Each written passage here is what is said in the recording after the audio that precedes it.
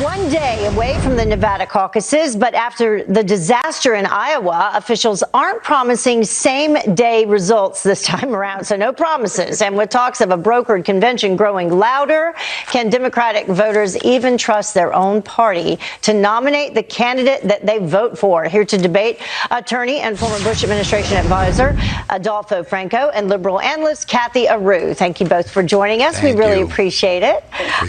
So let's start with this. Let's pull this up from the debate. This is Bernie Sanders on delegates and the vote. Listen. The process includes 500 superdelegates on the second ballot. So I think that the will of the people should prevail. Yes. Thank you, guys. Most votes should become the nominee. So I will start with you, Kathy. What do you think about all this? I mean, can voters trust the process? Not after Iowa. I don't think anyone trusts the process. No one's really trusting the government in general these days. So trusting anyone in Nevada at this point, I'm sorry, Nevada, but even they know they don't trust their own process.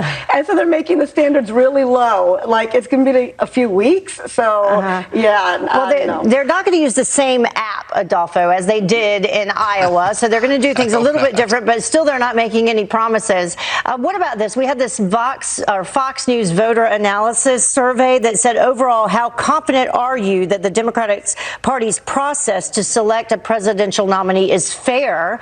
This actually says 60% are confident. Does that surprise you?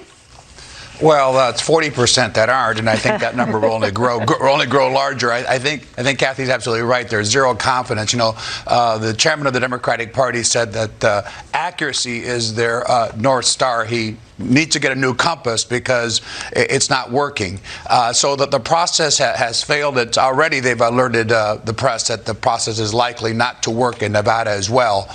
This coupled with what you've just shown here about Bernie Sanders, there's already growing suspicion this thing is cooked. For a Democrat party, it's certainly undemocratic when they have a safety valve really in their party with over 500 delegates to decide the party bosses who their nominee is if they have a person like Bernie Sanders who's not their first choice. So the whole thing smells from the beginning bad for Democratic voters, and that confidence, this lack of confidence will only grow in the months ahead. Yeah, and that will be very interesting, Kathy, to see what happens, because when you take a look at Latino voters, specifically in Nevada, Bernie Sanders has an edge among those voters going into it.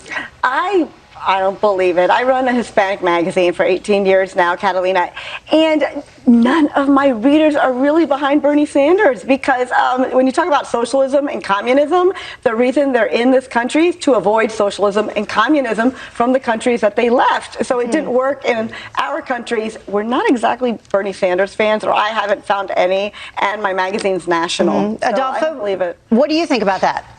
Well, first of all, President Trump won the Latino vote in Nevada in the 2016 caucuses. I think Kathy is absolutely right. I think most of us find socialism and Bernie Sanders abhorrent. You know, it was Mayor Bloomberg who called him a communist, and that's already within the Democratic Party. I think there is name recognition. I really believe that he and Biden will probably do well. I think Klobuchar's statement, she doesn't know who Andres Lopez Obrador, the president of Mexico, is. She sits on Foreign Relations Committee. So I think the Democratic Party is in disarray. I think it's largely name recognition that's driving the Sanders number. I don't think he's strong with Latino voters. He's from Vermont. I don't think he's ever identified on any issue of significance with Latinos, except everything we abhor. I was going to say, you completely left out Bloomberg in all the names that you were discussing. Who do you think, if anyone, will be the next to drop out of the race? And what about Bloomberg?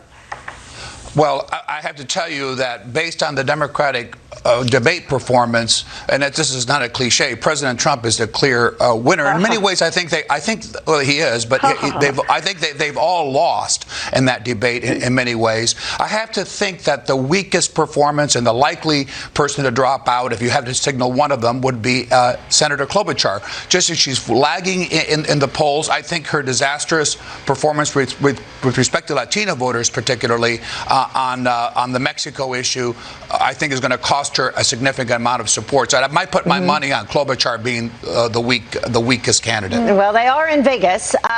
So what do you think, Kathy? You're shaking your head, so clearly you don't agree. Just final word. I don't think anyone's going to drop out. No one's dropping out, really. I mean, you don't see anyone leave after these primaries and the caucuses. But I think that it's going to go down to Bloomberg, Sanders, and Trump. I think those three are the ones to watch. I think they're definitely staying in, and those are the ones to watch. Interesting. Yes, I do think that President Trump is staying in. I think we can all agree with you there. Remember, they can only stay in so long as they have money, and that's going to dry up quickly if they perform poorly in Nevada, for example, Klobuchar, and in South Carolina next week. I don't know, but Bloomberg, he's got a lot of money. He can stay in as long as he wants. He has money, but Warren and Klobuchar are going to have a hard time raising those funds moving forward. All right. Adolfo and Kathy, thank you so much for joining us. We appreciate it. Thank you both.